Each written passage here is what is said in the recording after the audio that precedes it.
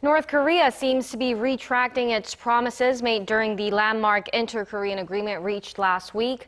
The regime warned South Korea to stop interpreting the words to its own advantage. Hwang Sung brings us this report.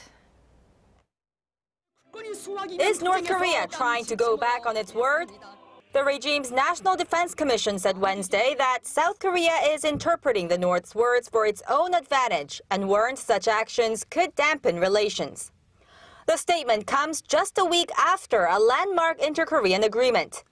Pyongyang had expressed regret over the recent landmine explosion that left 2 South Korean soldiers seriously injured, which Seoul considers equivalent to an apology by international standards.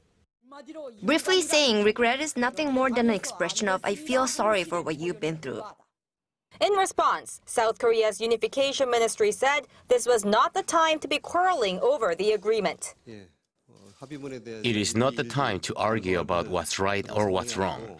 I reiterate that it is time for South and North Korea to sincerely implement and follow what has been agreed together.